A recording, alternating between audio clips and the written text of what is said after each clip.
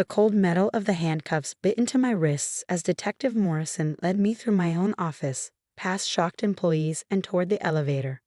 My sister Victoria stood by the reception desk, a look of righteous satisfaction on her face. "I told you I'd make you pay, Diana," she called after me. "You should have stayed in your lane instead of trying to compete with me." I kept my expression neutral, even as anger burned in my chest. After 15 years of living in Victoria's shadow, I'd finally built something of my own. Now she was trying to tear it all down with false accusations and manufactured evidence. My name is Diana Chen, and at 35, I'd spent the last 3 years building Chen Digital Solutions from the ground up. Meanwhile, my sister Victoria had inherited our father's tech company, Chen Innovations, despite having no real understanding of the industry. But that was nothing new. Victoria had always been his favorite. "Ms. Chen," Detective Morrison said as we reached his car, "you have the right to remain silent. Anything you say can and will be used against you in a court of law." I nodded, sliding into the backseat. Through the window, I could see Victoria talking to other officers, gesturing animatedly as she no doubt spun her tale of corporate espionage and stolen trade secrets. If only she knew what was really in that office safe. The ride to the police station was quiet, giving me time to think about how we'd gotten here. Growing up, Victoria had always been the golden child. Pretty, popular, and commanding attention wherever she went. I was the quiet one, more interested in coding and technology than parties and popularity. Our father, James Chen, had built Chen Innovations from nothing, turning it into one of the most successful tech companies in Seattle. Victoria had always assumed she'd inherit everything simply because she was the eldest. She never bothered to learn the business, content to let others do the actual work while she played CEO. I, on the other hand, had spent every spare moment learning from our father. He taught me coding, system architecture, business strategy, everything he knew. But in public, he maintained the facade that Victoria was his successor. What Victoria didn't know was that in the months before his death, our father had started to see through her act. He'd recognized her lack of knowledge, her disinterest in actually understanding the industry, and he'd made plans accordingly. At the police station, Detective Morrison led me to an interrogation room. The fluorescent lights buzzed overhead as he set up a recording device. "Ms. Chen, your sister has provided evidence that you stole proprietary information from Chen Innovations to start your own company. She claims you accessed their servers after hours and downloaded confidential client data and project specs." I smiled slightly. "Has she shown you proof of these alleged server access logs?" He shuffled through some papers. "She provided documentation showing unauthorized access from an IP address traced to your home." "Interesting," I said. "And did anyone verify the authenticity of those logs?" Morrison frowned. "Our tech team is analyzing them now." "You should also analyze the dates," I suggested. "You'll find that the alleged unauthorized access occurred during a period when I was still legally an employee of Chen Innovations, with full system access rights." He made a note, his frown deepening. "Ms. Chen also claims you stole their client list to poach customers." "Detective," I said, leaning forward, "have you looked into when these clients started working with my company? You'll find that every single one approached us independently after becoming dissatisfied with Chen Innovations' declining service quality under Victoria's leadership." "You seem very calm for someone facing serious charges," he observed. "That's because I have nothing to hide," I replied. "Everything Victoria has accused me of is false, and I can prove it. But first, I need you to check my office safe." He raised an eyebrow. "Your safe?" "Yes. The combination is 47 to 2391. Inside, you'll find documents that will interest you greatly." Morrison studied me for a moment before nodding to another officer. "Johnson, get a team to Ms. Chen's office. Check the safe." As they left, I settled back in my chair. Victoria thought she had won, that she'd finally put me in my place. She had no idea that our father had left me more than just business lessons. The next few hours passed slowly. I answered questions, provided alibis, and waited patiently for the officers to return from my office. Finally, Detective Morrison walked back in, holding a thick manila envelope. "Ms. Chen," he said, his tone markedly different, "would you like to explain what these documents are?" I smiled. "Those, detective, are the real reason Victoria is trying to have me arrested." The first set proves that every client who left Chen Innovations did so because of documented service failures under Victoria's management. The second set shows that our father had concerns about Victoria's ability to run the company. And this? He held up a sealed envelope with my father's handwriting on it. That, I said quietly, is a letter our father wrote 3 days before he died. He knew Victoria wasn't ready to run Chen Innovations. He also knew she would never accept that reality. Morrison opened the envelope carefully, reading through the contents. His eyebrows rose progressively higher. According to this, your father left controlling interest in Chen Innovations to you, not Victoria. I nodded. She forged documents after his death to make it appear that she inherited everything. The original will is in there too, along with proof of the forgery. The detective sat down heavily. Why didn't you come forward with this before? Because I wanted to build something of my own first, I explained. I knew that if I challenged Victoria immediately, she would claim I was just jealous. So I started Chen Digital Solutions, proved I could succeed without our father's company. The truth about the inheritance was my insurance policy. And now? Now, I said, Victoria has forced my hand. She thought she could destroy me by having me arrested.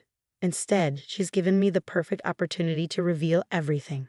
Morrison gathered the documents carefully.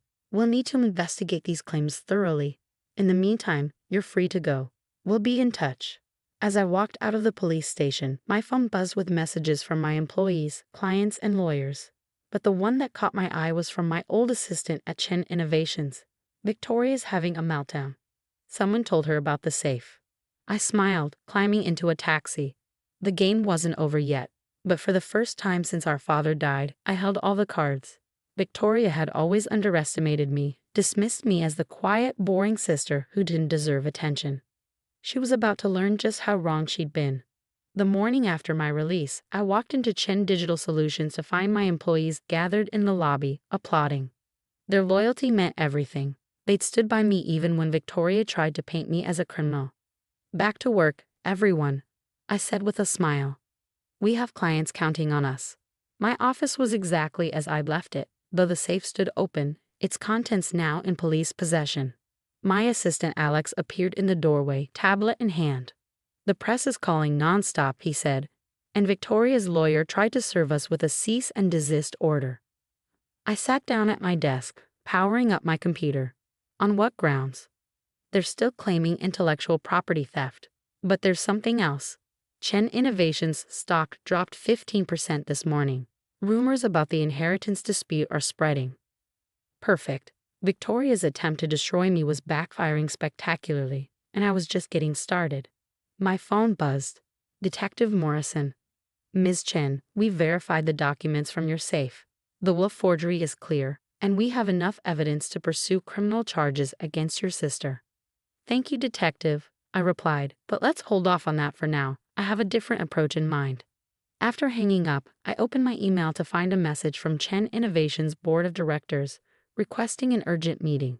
Another from their largest client expressing concerns about the company's stability. And finally, one from Victoria herself. Whatever you think you're doing, stop it now. You have no idea what you're messing with. I was composing my response when my office door burst open. Victoria stormed in, her designer heels clicking against the floor, face flushed with anger. You vindictive little snake, she hissed. Do you have any idea what you've done? I leaned back in my chair, studying her.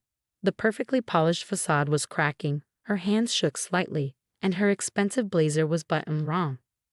I could ask you the same thing, I replied calmly. Having me arrested? Really, Victoria? You stole from me, she shouted. Everything Dad built was supposed to be mine. Was it? Or is that just what you convince yourself? I stood up, meeting her gaze. Dad left you the company because you manipulated the will, not because you deserved it. She laughed bitterly. Deserved it? I was his firstborn.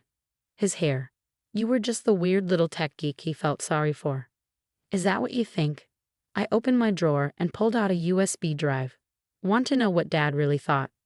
Victoria's eyes fixed on the drive. What is that? Security footage from Dad's office the day before he died. When he threatened to expose his affair with his secretary if he didn't change the will in your favor. The color drained from her face. You're lying. Am I? Should we watch it together? See how you told him you destroy his reputation unless he signed everything over to you. She took a step back, her confidence crumbling. How did you? I was there, I said quietly, in the server room next door, doing maintenance. I heard everything, and I made sure to save the footage. Victoria sank into a chair, her legs seemingly unable to hold her. What do you want? Initially? Nothing. I was content building my own company, letting you play CEO until you inevitably ran things into the ground. But then you tried to have me arrested. I had to, she burst out.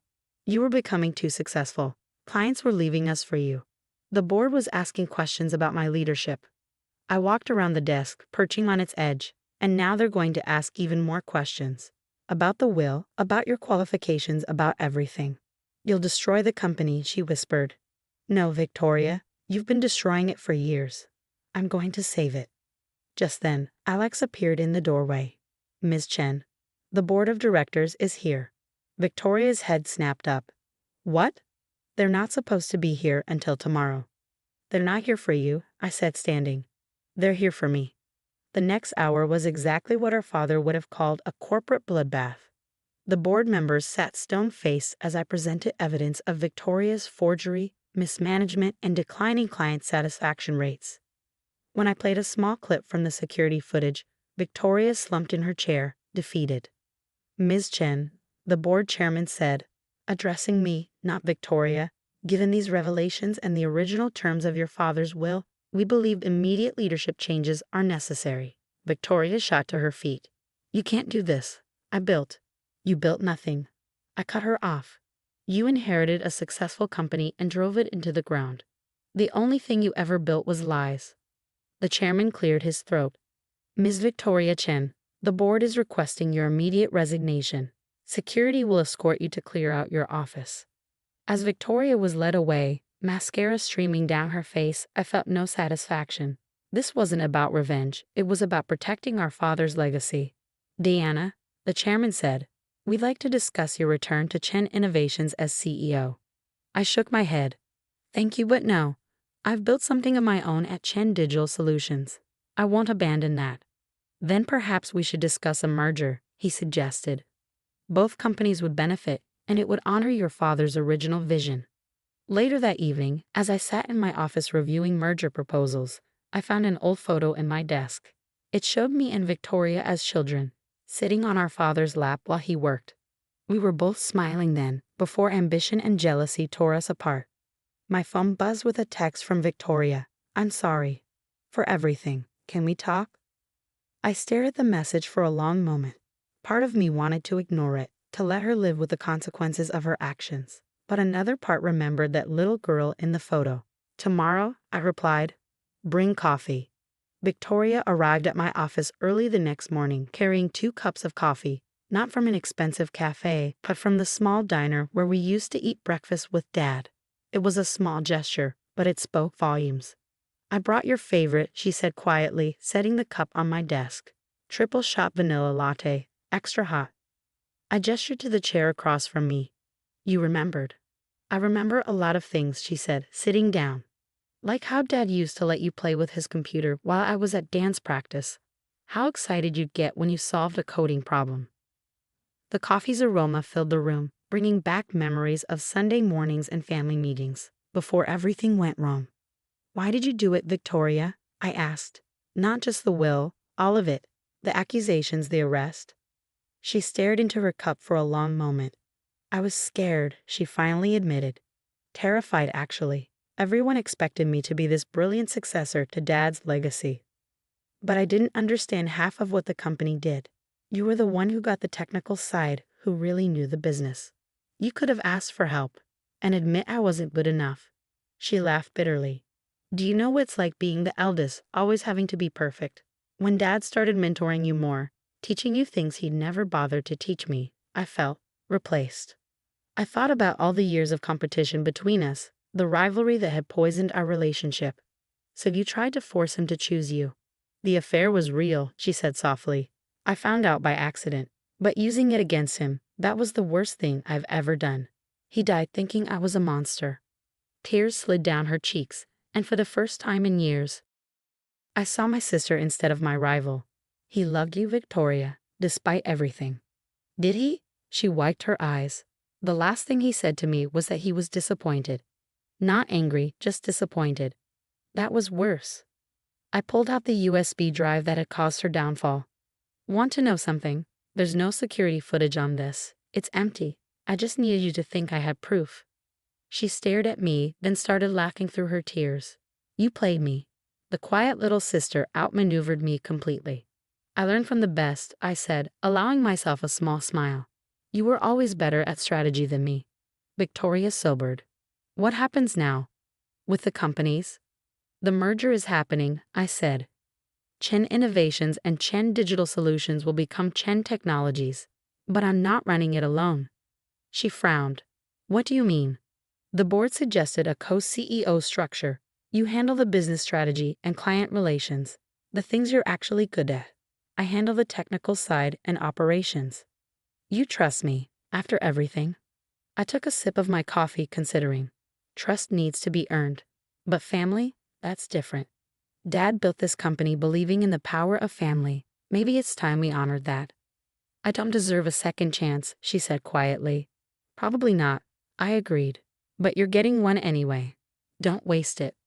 The next few months were challenging. Merging two companies was complex enough without adding family dynamics to the mix. But slowly, we found our rhythm. Victoria's talent for networking and client relationships complemented my technical expertise. Together, we were stronger than either of us had been alone. 1 year after the merger, we stood together at the opening of our new headquarters. The building's lobby featured a wall of photos chronicling our company's history. In the center was a picture of our father, flanked by childhood photos of Victoria and me. He'd be proud, Victoria said, studying the display. Not just of the company, but of us. For finally figuring it out. I squeezed her hand. Better late than never. That evening we had dinner at the old diner, sitting in the same booth where we used to eat with Dad. Victoria pulled out an envelope and slid it across the table. What's this? I asked. Open it. Inside was a legal document. She had officially changed her shares in the company to joint ownership between us. Equal partners, just as Dad had originally intended. Victoria. It's time, she said simply. No more games, no more power plays. Just sisters, building something together. As we left the diner, I thought about how far we'd come. The arrest, the safe, the inheritance dispute. It all seemed distant now, like a cautionary tale we'd finally learned from. My phone buzzed with a message from Alex. Emergency at the office. Server crash. Victoria peered over my shoulder and grinned. Race you there. Loser buys coffee tomorrow. I smiled, remembering countless childhood races home from school. You're on. But I warn you, I've been practicing. As we rushed to our cars, laughing like kids again, I realized that sometimes the best revenge isn't winning. It's finding a way to stop keeping score.